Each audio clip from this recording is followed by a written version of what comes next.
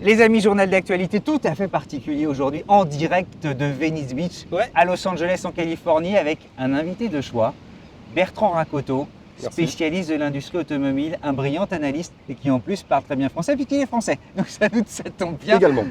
100% d'électrique en 2035, c'est possible, c'est pas possible, on va en discuter. À tout de suite.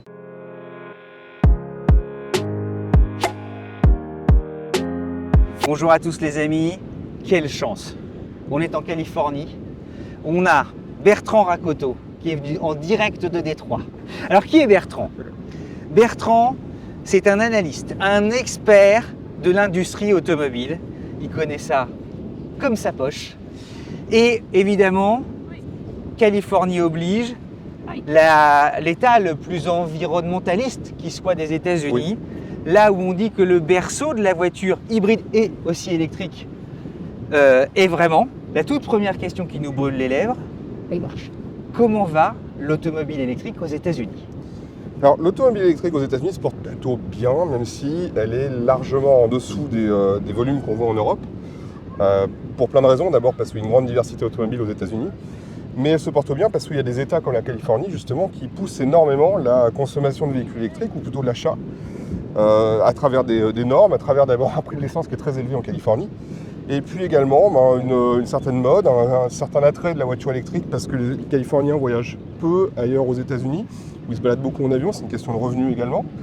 Et puis, bon, bien sûr, il y a l'argument environnementaliste parce que ici, il y a quand même beaucoup plus de gens qui sont sensibles à toutes les questions environnementales comparé à certains autres États des États-Unis. Tu as des chiffres à te donner, un pourcentage de pénétration? Alors, ça représente quoi la voiture électrique en Californie ou aux États-Unis?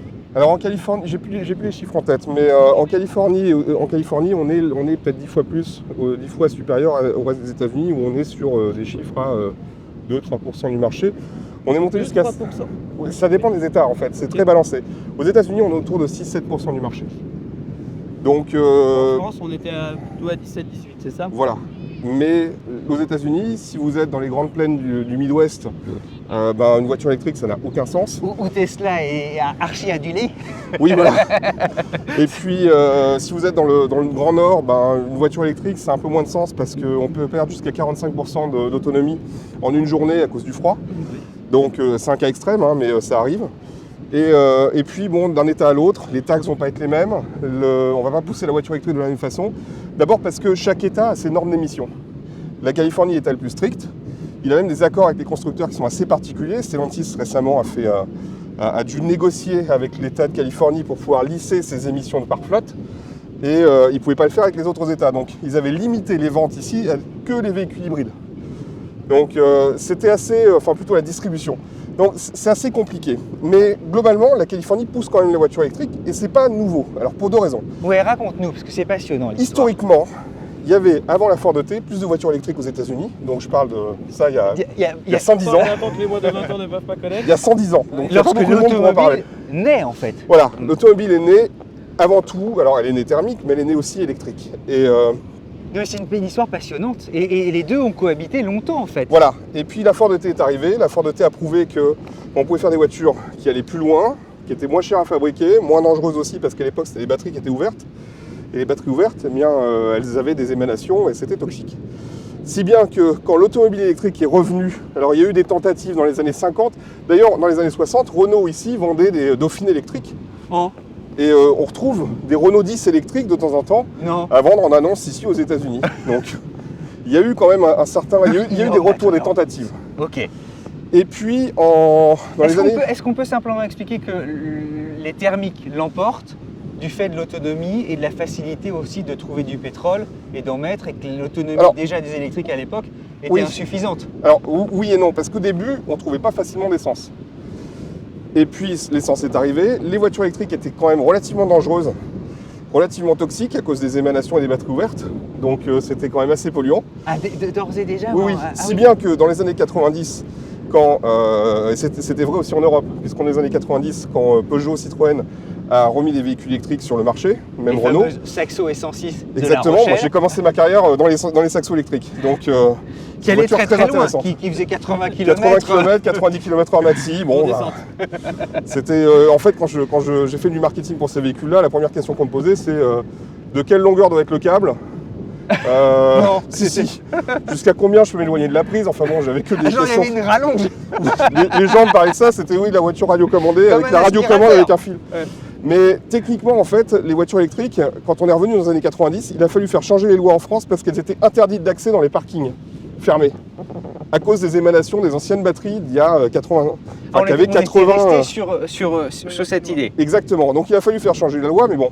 Donc ça c'est un petit épisode. Mais alors pour revenir à la Californie est un État qui a poussé les véhicules électriques à travers le CARB, donc c'est le California Air Resources Board, qui décide des émissions en Californie. Et dans les années 90, ils ont décidé qu'on allait revenir à la voiture électrique. La technologie s'était améliorée. À l'époque, on n'était pas au lithium, on parlait de nickel métal hydrure Hydrure, oui. et au nickel cadmium, qui étaient des batteries.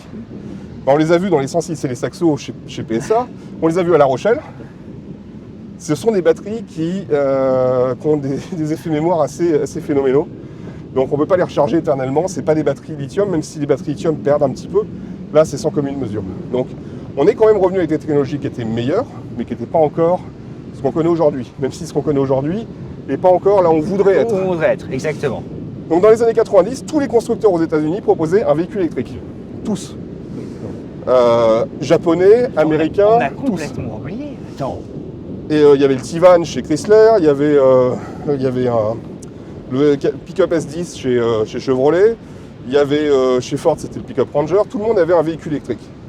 Et puis en 96, le CARB, qui avait pris des décisions extrêmement ambitieuses sur le nombre de véhicules électriques qui devaient être vendus, s'est aperçu que la technologie n'était pas au point, pas suffisante, et que les véhicules coûtaient trop cher. Donc ils ont arrêté net. Donc ils ont dit, bon ben non, les lois on les arrête. Et puis finalement ça a repris un petit peu, et puis on a vu arriver la Prius, et puis finalement ils ont remis des objectifs, et puis les objectifs, on s'est aperçu de nouveau, ils étaient trop ambitieux, donc tout s'est écroulé de nouveau en 2001. Et puis ça a recommencé, Mais merci de raconter cette et en histoire. 2008 On c'est pareil, l'ignorait. les politiques ont refait machine arrière. Donc il y a eu quand même 3 échecs politiques de dire on va pousser l'électrique, et puis s'apercevoir que c'est pas par la loi qu'on peut faire que la recherche arrive à un résultat. Donc la recherche, c'est de la science. La science, parfois, elle met longtemps. Parce qu'il y a plein de raisons. Il y a des raisons d'abord techniques ou technologiques. Il y a des raisons aussi géopolitiques, il y a des raisons économiques, il y a des raisons aussi environnementales. C'est-à-dire que si on va chercher, à l'époque, on avait trouvé des batteries qui étaient des batteries bromium, je ne trouve plus le mot en français, bon, bromure, je crois, mais ces batteries-là n'étaient pas forcément très au point. Il y a même un véhicule qui a explosé sur le bord d'un circuit automobile parce qu'il était là en démonstration. Donc, c'était quand même des technologies où on tâtonnait beaucoup. Donc, le problème, c'est d'avoir eu des objectifs trop ambitieux. Donc, quand on dit souvent, il y a eu un documentaire aux États-Unis qui a tué la voiture électrique. Alors, on a montré du doigt les pétroliers, les grands méchants pétroliers, les constructeurs ne voulaient pas y aller. Non, c'est le législateur qui avait décidé qu'il fallait des voitures électriques. Et finalement, il s'est aperçu que ce n'était pas la bonne idée au bon moment. Donc, c'est eux qui ont fait machine arrière. C'est eux qui ont décidé que, bon, bah, on voulait faire ça, bon, finalement, on va faire autrement. Et aujourd'hui encore, Oui, le CARB. l'état des lieux alors. Alors, le CARB demande quand même beaucoup de véhicules électriques. Et puis, ils se sont aperçus récemment que pour les camions, par exemple, ils voulaient électrifier complètement les camions d'ici 2035. Ils se sont aperçus qu'il fallait entre 5 et 10 tonnes de batterie pour circuler dans les montagnes qu'on voit là, pour emmener des charges lourdes. Il y a même une route donc, entre Las Vegas et Los 5 et 10 tonnes hors la charge utile. Or, la charge utile. Alors, ça s'enlève sur la charge utile, du Oui, coup, parce que... donc autant des marchandises que tu diminues en masse. Exactement. Et puis, les batteries qui prennent extrêmement longtemps à charger, du coup. Et pour la route, par exemple, entre Los Angeles et Las Vegas, il y a un endroit où il y a une montée qui fait 25 miles, donc environ 40 km. Rien que pour faire cette montée, il faut 225 kWh de batterie. Et elle fait 40 km sur les environ 400 km, je crois, qui séparent... Donc pour ceux qui nous écoutent, tu n'as pas la capacité de batterie aujourd'hui suffisante pour faire cette côte. Ah, voilà, ou alors Une après, voiture avec une grosse batterie aujourd'hui 600 kWh. 100, donc là 225. 225 juste pour faire les 40 km en question avec une charge dans le camion. Donc en fait, on s'est aperçu qu'il fallait peut-être d'autres objectifs. Et c'est là où on peut venir sur une image un peu plus nord-américaine ou plutôt états-unienne. C'est qu'aux États-Unis, on pousse la voiture électrique, mais pas uniquement. C'est-à-dire que c'est une approche très pragmatique au niveau politique. Oui. On a dit, bon, toutes les technologies qui peuvent nous amener à la neutralité carbone, méritent d'être suivis ou d'être promus en fait à travers des aides politiques et autres. Donc, ce qui se passe aujourd'hui, c'est qu'on recherche beaucoup sur l'électrique, puisque c'est la solution à court terme qui est la plus prometteuse, qui peut être vue aussi comme une sorte de situation transitionnelle. C'est-à-dire qu'on va mettre des batteries dans les voitures avant de trouver autre chose de mieux, peut-être des meilleures batteries, mais peut-être aussi autre chose. Et autre chose, ça peut être lié à l'hydrogène. Donc, en ce moment, au Texas, on travaille beaucoup sur les solutions hydrogène à travers soit de l'hydrogène en tant que combustible. Donc, au lieu de mettre de l'essence dans la voiture, on met de l'hydrogène et on brûle l'hydrogène dans le moteur. Ok. C'est un moteur à combustion hydrogène.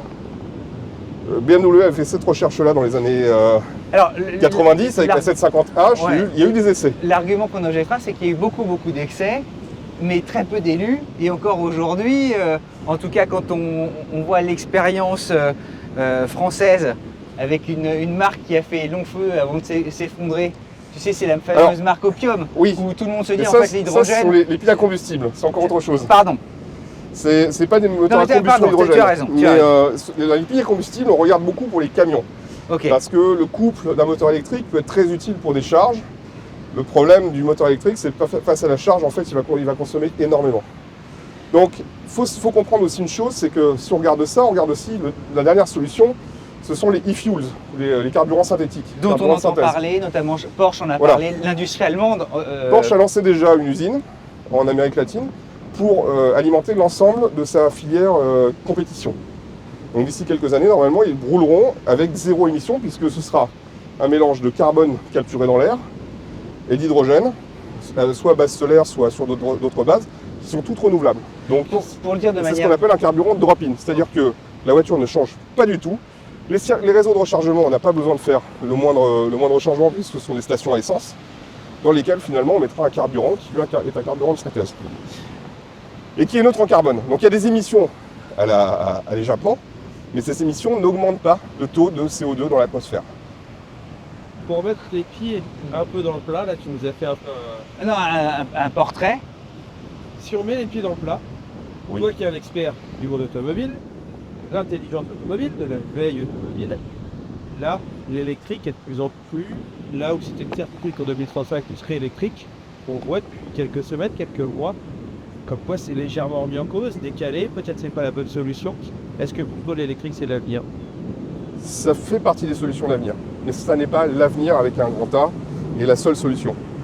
Pour plein de raisons. La première, c'est que on n'est pas face à une technologie qui est absolue. C'est-à-dire qu'aujourd'hui, on a des problèmes de matériaux, on a des problèmes de traitement des matériaux, on a des problèmes de recyclabilité, on a des problèmes du coût. Comme ces matériaux, il en faut beaucoup pour faire une batterie, les batteries coûtent cher, les matériaux coûtent de plus en plus cher. Également, on va avoir d'autres problèmes qui sont liés au réseau de rechargement, à la nécessité d'avoir plus de cuivre pour pouvoir recharger les véhicules. Et ça va être un vrai problème parce qu'il faut refaire certains réseaux pour pouvoir avoir la charge suffisante pour charger les véhicules. Il faut également l'électricité bas carbone. Et alors, pour revenir aux États-Unis, pour rester aux États-Unis, il y a très peu de nucléaire en fait. il y a le plus grand parc de centrales nucléaires du monde. Mais en proportion Mais de production, en proportion de la production, il y a aussi plus de 60% d'électricité qui provient essentiellement du charbon ou de ce qu'on appelle la biomasse, c'est-à-dire brûler des arbres. Et pour on un fait ça Américain moyen, on fait ça aux États-Unis. Alors il y a beaucoup d'arbres, mais quand même. il y a beaucoup d'arbres. Du coup, ce que tu veux nous amener, c'est nous dire qu'en fait, pour alimenter ta voiture électrique, tu consommeras une ressource qui, elle, n'est pas vertueuse. Qui est fossile. Ok. Donc on émet plus, en fait on va chercher le CO2 dans le sol pour le mettre dans la voiture électrique.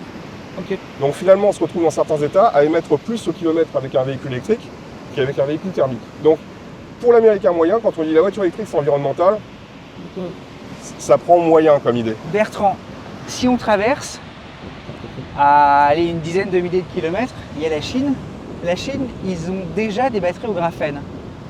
Alors, Et ils ont tout le monde déjà en a plus ou moins. un marché, tu sais, j'allais dire presque surélectrifié.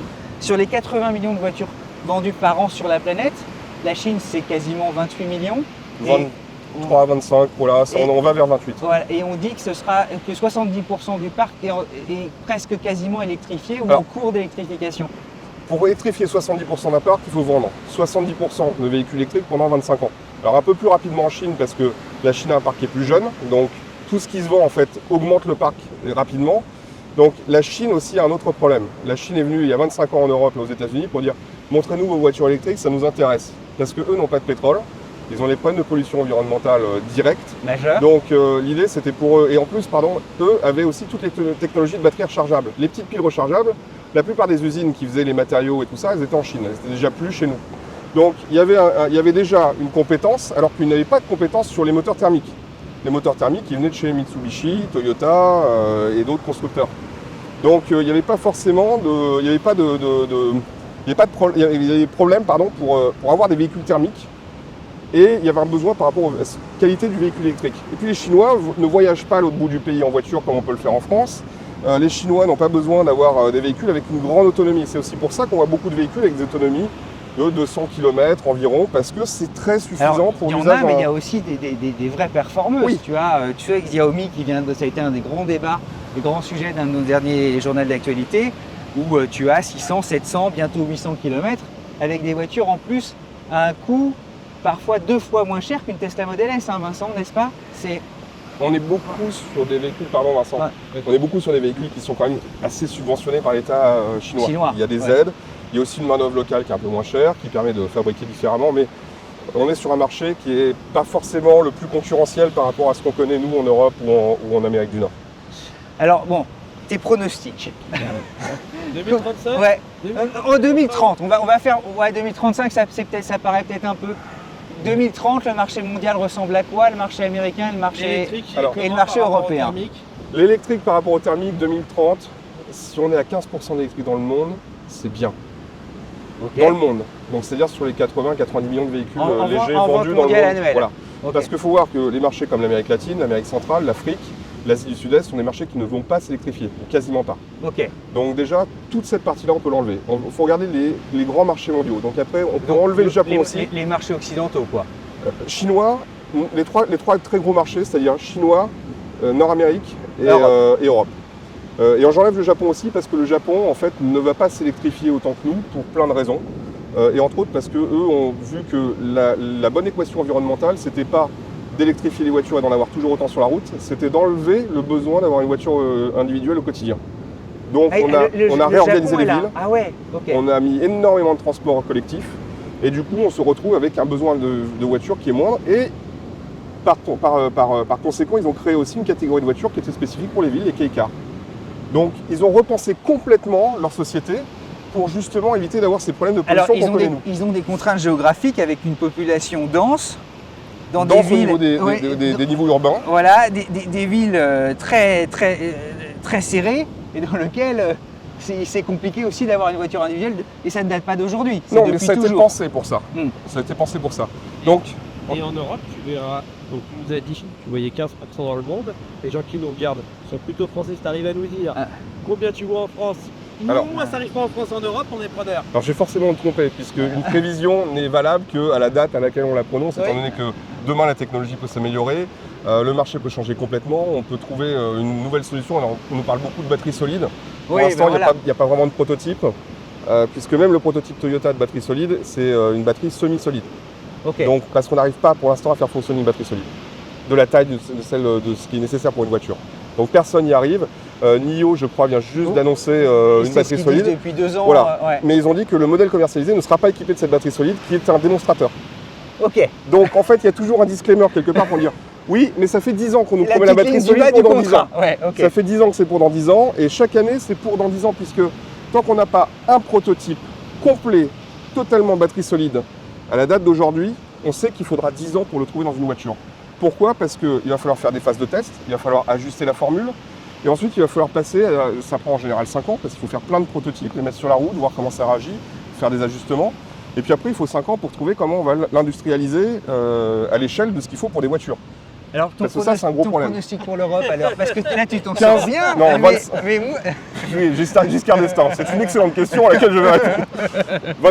Entre 25 et 30%, plutôt près de 30% pour l'Europe. Et ce sera parce qu'en fait, on est déjà en train d'atteindre, on a 17%, on est en train d'atteindre un premier plafond. Ce premier plafond, il était attendu par l'industrie vers 2026-2027. Donc on est en avance par rapport On a progressé plus vite que prévu, mais on a aussi du coup créé des problèmes qu'on voyait plus lointains. C'est-à-dire qu'on a consommé plus de lithium que ce qu'on pouvait éventuellement avoir, extraire et puis produire. Donc le prix du lithium a explosé en 2022. Il s'est un peu calmé parce que toutes les prévisions ont été revues un peu à la baisse. Quand les prévisions sont à la baisse, le lithium baisse. Quand les prévisions remontent, le lithium remonte. Donc en fait, le prix des voitures électriques remonte si la demande remonte. Donc on est face à un problème, on est toujours face au problème du cheval bon marché et tout ce qui est bon marché, tout ce qui est rare est cher. Le cheval bon marché est rare, donc le cheval bon marché est cher. On est un petit peu pareil avec la voiture électrique. Entendu. La voiture électrique, si on en a peu, on arrivera à faire une technologie qui, pour l'instant, correspond à son échelle. Si on augmente, il va falloir aussi augmenter la production d'électricité, d'avoir des centrales nucléaires supplémentaires en On est Europe. capable aujourd'hui d'alimenter, si on avait un parc à 100% d'électrique en France? Absolument pas. Alors il y a des gros débats. Absolument pas. Et ça, alors ça va dépendre à qui on s'adresse chez RDE, puisqu'il y a des gens de la Oui, non, il y a communication des et des gens débats. d'ingénierie. Moi donc, j'entends blanc, gris, noir, t'entends tout. c'est ceux qui RTE, pardon, qui RTE. possèdent les réseaux électriques. Les en tuyaux France. pour acheminer l'électricité. Techniquement, il faudrait faire un deuxième réseau juste pour alimenter les voitures. Et ça voudrait dire en 2050, on n'a plus de cuivre. Donc il faut réfléchir à une solution qui soit équilibrée. C'est un peu comme le vin. Un verre de vin, c'est très bien. Une bouteille de vin tous les jours, c'est un peu différent.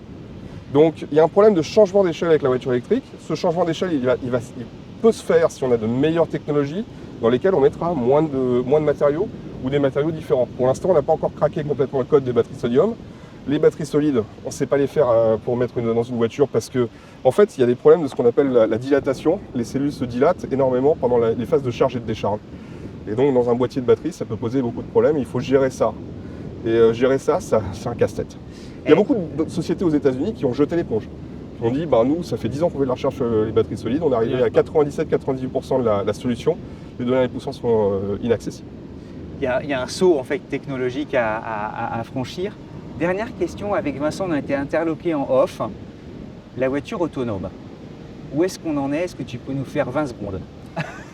La voiture autonome.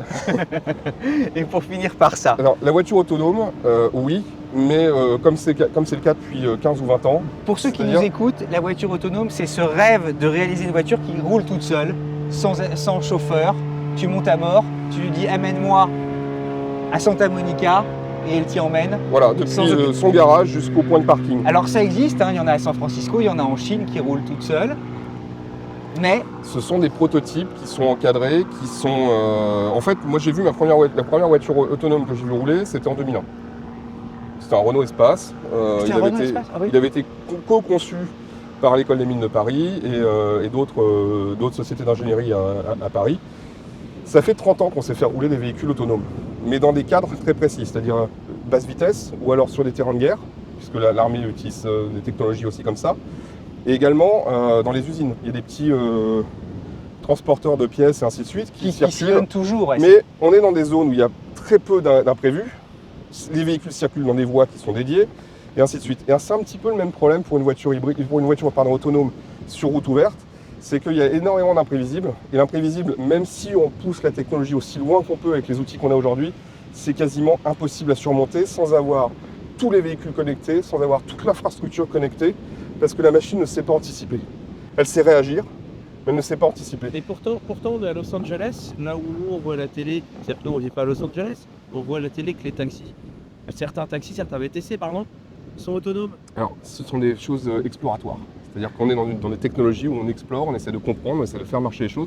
La Californie, aujourd'hui, il y a des licences qui ont été suspendues pour GM, Cruise, pour d'autres, parce que les véhicules ne présentaient pas les niveaux de sécurité suffisants. Il y a eu des accidents, il y a eu des gens qui se sont fait renverser. Il y a eu une personne qui est tombée et qui s'est fait rouler dessus. Pas méchamment, heureusement, mais il y a eu tout un tas de problèmes. Et aujourd'hui, ces problèmes-là... Pour toi, c'est pas viable à l'heure actuelle? À l'heure actuelle, non. À l'heure actuelle, on n'est pas en mesure d'avoir un véhicule de ce qu'on appelle le niveau 4, c'est-à-dire selon la Société des ingénieurs automobiles américains. Le niveau 4, c'est celui où le véhicule peut être autonome entièrement, c'est-à-dire sans supervision du conducteur. Oui. C'est-à-dire sans les mains, sans les yeux. Voilà. Ouais. Le niveau 5, c'est celui où il n'y a même plus de commande. Donc là, il n'y a plus le choix, c'est un véhicule complètement autonome. Ces navettes-là peuvent exister, et on en verra, et on en voit déjà, dans des zones basse vitesse, éventuellement juste piétonnières, voire même s'il n'y a pas de piétons. Des trajets encadrés, voilà, ou alors des tout petits véhicules très basse vitesse. On en a vu, d'ailleurs, il y en a qui circulent vers Hollywood et ainsi de suite. Ce sont des objets, des véhicules de livraison qui ne sont pas plus gros qu'une glacière. Okay. Et donc ça, voilà, ça on peut l'avoir. En revanche, des véhicules sur route à pleine vitesse, pour l'instant, la technologie n'est pas encore là. Je vais avoir une dernière question, parce qu'on t'a embêté un peu sur 2030. Mais 2035, on nous promet que 2035, toutes les voitures seront 100% électriques en production. Hérésie? 2035, 100% de véhicules électriques, c'est pas possible aujourd'hui dans l'état de la technologie. et de la Alors à science. la vente, Oui. Oui, mais à la vente, ça veut dire qu'il faut les produire. Exactement, c'était ça ma Donc question.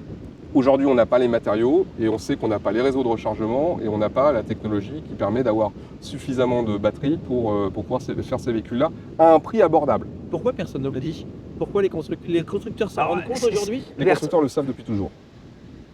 Les politiciens aussi. C'est juste qu'il faut installer l'idée, il faut appuyer, il faut pousser. Ça prend du temps. Donc aujourd'hui, on essaye, on voit qu'on montre l'effort. Et puis au moment où ce sera opportun, dans les textes européens, dans l'interdiction de faire des véhicules thermiques en Europe en 2035, il y a des temps où on va dire il y a une relecture qui va avoir lieu telle année, telle date, telle année, telle date, ça va être repoussé. Et voilà. pour voir si la décision est viable à terme ou s'il faut revoir le calendrier. L'Angleterre vient de le faire.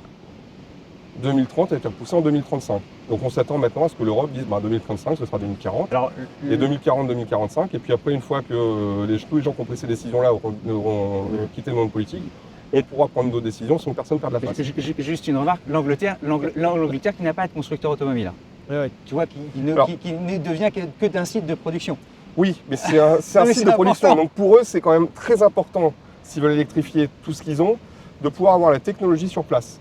Et aujourd'hui, la technologie, il y a des impacts géopolitiques qui sont importants, puisque il y a une grande dépendance par rapport à la Chine. Donc est-ce qu'on veut poursuivre là-dedans? Est-ce qu'on veut attendre d'avoir une filière? Et si on veut attendre d'avoir une filière, on peut extraire du lithium, on en trouve un petit peu en France et ailleurs. Mais entre le moment où on met le premier coup de pelle et le moment où on aura du lithium qualité batterie, il faut environ 14 à 15 ans. Bon, écoute, Bertrand, on fera des visios. Oui. Hein, pour voir si les pronostics. On se rappelle en 2025, on fera un rapport d'attaque. On peut, de toute façon, tous les 6 Alors, mois, non, la mais technologie évolue, donc Ouais, tous les voilà. 6 mois, Et- on et verra ce qui va se passer. Beaucoup vont réagir parce qu'on entend aussi d'autres sons de cloche que le tien. C'est pas pour du tout, sauf ton respect pour pas te Oui, faire bien offense, sûr, hein. mais et justement, la diversité de points de vue fait qu'on s'écoute, on essaie de réfléchir, les points de vue évoluent, la technologie évolue, la science, la recherche, les batteries, les infrastructures, la production et les besoins d'électricité, la production et les besoins de mobilité. Donc tout ça, c'est en évolution permanente. Donc 25-30% en 2030, peut-être que ce sera que 22%, ou peut-être ce sera 38%. Mais le fait est qu'on fait des prévisions par rapport à ce qu'on connaît à l'instant T, et ce qu'on connaît à l'instant T ne permet pas de dire que 2035, on pourrait y arriver. Donc, et ça, la plupart des décisionnaires en sont conscients et travaillent. Alors personne ne met tous ses œufs dans le même panier en fait. Donc les constructeurs et même les politiciens, donc je disais tout à l'heure, ils ont pris des décisions en sachant que, mais l'idée c'est aussi de motiver à ce qu'on y arrive, mais si on n'y arrive pas, on saura, comme la Californie l'a fait, s'adapter, trouver un autre truc. Le seul truc, c'est qu'il ne faut pas faire comme la Californie, c'est-à-dire dire ah bon on n'y arrive pas et tout lâcher, parce qu'il faut poursuivre l'effort sur la voiture électrique. C'est une bonne technologie qui correspond à certains besoins de mobilité. Il faut y aller, mais il faut y aller avec une forme de raison et être ambitieux, mais pas trop ambitieux. Merci Ça sera le beaucoup. mot de la fin. Ouais, en tout Le cas, mot de la c'était fin. incroyable ce journal d'actualité, ici, à Venice Beach. On n'avait pas dit pourquoi on était là, parce qu'on vous prépare un petit road trip, vous vous en doutez de toute manière. Et un très beau road trip Ouais. sur les traces, justement, de la Toyota Prius, une hybride, qui a fait beaucoup de petits. Voilà, qui a ouvert le marché de l'hybridation au niveau mondial. Issu d'un concept de car dont l'objectif était de réduire la consommation par 2 d'une voiture moteur thermique. Exactement. Une Bon, très ça belle va. aventure. Le petit pouce bleu, le petit commentaire. Merci Bertrand et à très vite. Merci.